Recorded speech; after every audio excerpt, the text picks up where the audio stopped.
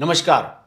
प्रधानमंत्री मोदी जब बोल रहे थे लाल किले के प्राचीर से 15 अगस्त के भाषण पर, तो आपने वो सुना होगा शब्द जिसे सब लोग आज परेशान हैं, दिमागी नक्सल। उस शब्द का उन्होंने इस्तेमाल किया।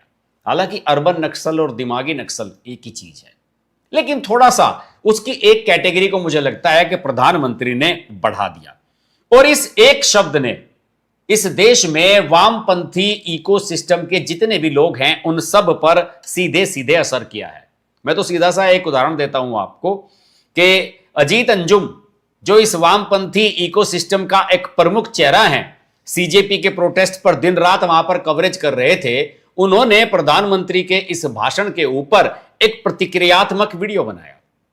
एक तो उस लड़के को बुलाया उन्होंने, वो जो इरफान नाम का लड़का है उसे बुलाया घर पर अपने, और दूसरे उन्होंने दो बड़े पत्रकारों को बुलाया। हिंदुस्तान टाइम्स के पॉलिटिकल एडिटर रहे हैं विनोद शर्मा, नंबर 1 के कांग्रेसी हैं, कांग्रेस का नमक खाया सारी जिंदगी, और नंबर 1 के वामपंथी राहुल देव। इन दोनों को बुलाया और प्रधानमंत्री ने जो दिमागी नक्सल शब्द इस्तेमाल किया उसको डिफाइन करने की कोशिश उनसे कराई। इसको कोई डिफाइन नहीं कर सकता। इसमें ये तरह तरह की बातें विनोद शर्मा कहते रहे। विनोद शर्मा का जो ठरकीपन है उसके बारे में मैं पहले ही अपना एक वीडियो बना चुका हूं ग्लोबल हर्ष पर, उसको जरूर देख लीजिए, जिसमें उन्होंने चित्रा त्रिपाठी के ऊपर बड़े भद्दी टिप्पणियां की थी। उस वीडियो को अवश्य देखिएगा। और विनोद शर्मा नंबर 1 के कांग्रेसी में इसलिए कहता हूं क्योंकि वो लंबे समय तक कांग्रेस के पैसे से सहायता से चलने वाले हिंदुस्तान टाइम्स के संपादक रहे, तो उनकी नस नस में कांग्रेसी घुसा हुआ है। नरेंद्र मोदी उनको फूटी आंख नहीं सुहाते हैं।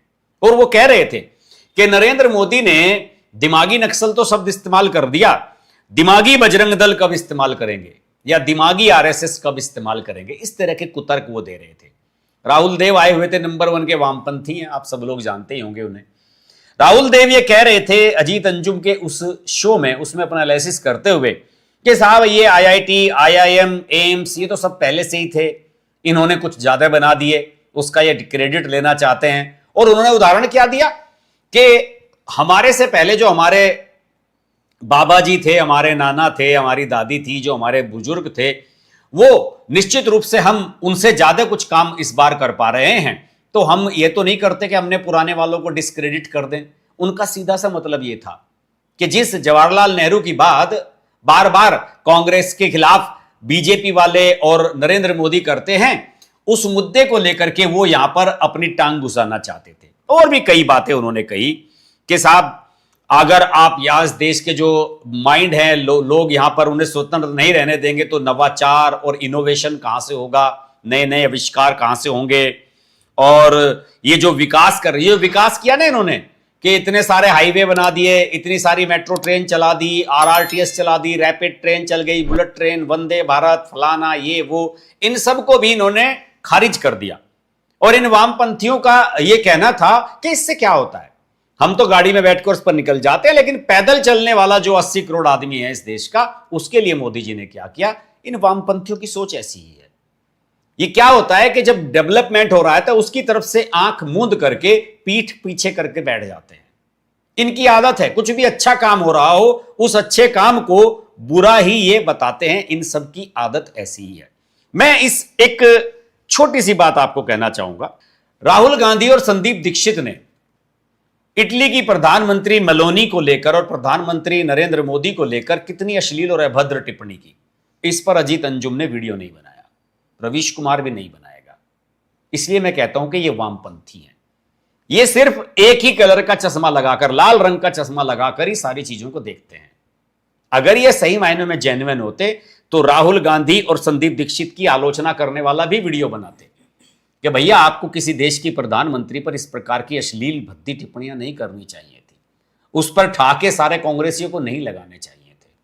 लेकिन अजीत अंजुम ने तो एक आध ट्वीट कर दिया, रवीश कुमार ने तो इसकी भी जरूरत नहीं समझी। और जिन्हें कहा है ना मोदी जी ने दिमागी नक्सल, दे आर दिमागी नक्सल, यानी दिमाग से ये नक्सली हैं और दिखाते नहीं हैं ऊपर से।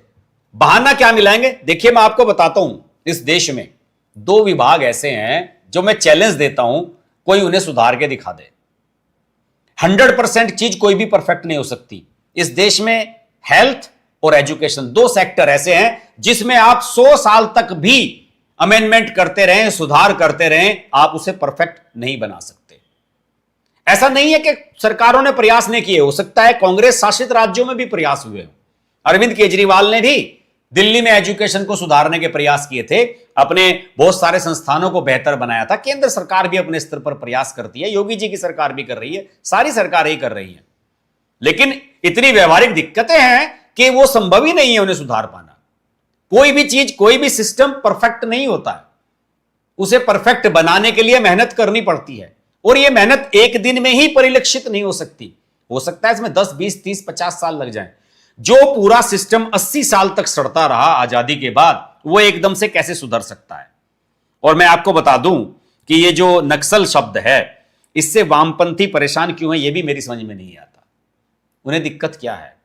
नक्सली तो किसी प्रकार के हों, चाहे हथियार वाले हों चाहे बिना हथियार वाले हों, इनसे तो इस देश को मुक्ति चाहिए ही। और अगर इनसे इस देश को मुक्त कराने की बात कही जा रही है, तो इसमें मोदी जी कौन सा गलत कह रहे हैं? ठीक है, नरेंद्र मोदी भी बिल्कुल परफेक्ट नहीं है कि सारे काम वो सही ही करते हैं, लेकिन सही करने की, चीजों को बेहतर करने की कोशिश तो जरूर करते हैं, इसमें कोई शक नहीं है। जैसे उन्होंने अपनी स्पीच के दौरान कोचिंग माफियाओं को लेकर के बात कही कि हम ऑनलाइन फ्री कोचिंग उपलब्ध कराने की कोशिश करेंगे गरीब छात्रों को, तो इसमें कौन सा गलत कहा? आज की तारीख में जो दिमागी नक्सल तैयार करने की सबसे बड़ी नर्सरी है ना, ये कोचिंग सेंटर है, जहां पर यूपीएससी की कोचिंग कराई जाती है, जो पेपर लीक में शामिल होते हैं। इनके छात्रों से कभी आप बात करिए, ये हमेशा आपको सिस्टम के खिलाफ बोलते नजर आएंगे। क्यों? क्योंकि वहां पर विकास दिव्य कीर्ति जैसे लोग, खान सर जैसे लोग, इन जैसे लोग जाते हैं पढ़ाने के लिए, जो इन सब लोगों का ब्रेन वॉश करते हैं। और इसी प्रकार की मानसिकता के लोग यूपीएससी और बड़े बड़े संस्थानों में बैठे हुए हैं, अभी भी हटे नहीं है। वे इसी प्रकार की मानसिकता के लोगों को सेलेक्ट भी कर लेते हैं और उन्हें सिस्टम के अंदर ले आते हैं। यह काम दोस्तों आसान नहीं है, बहुत मुश्किल है। नरेंद्र मोदी जी ने कह तो दिया लाल किले के प्राचीर से कि दिमागी नक्सल्स को खत्म करना है, इनसे सावधान रहना है, लेकिन इन्हें खत्म करने के लिए जो करना आवश्यक है वो सबसे पहले किया जाना होगा। अगर संदीप दीक्षित ने कोई कमेंट किया है इस प्रकार का, तो फिर विजय वाला फार्मूला अपनाना पड़ेगा आपको, उसके बिना काम नहीं चलेगा।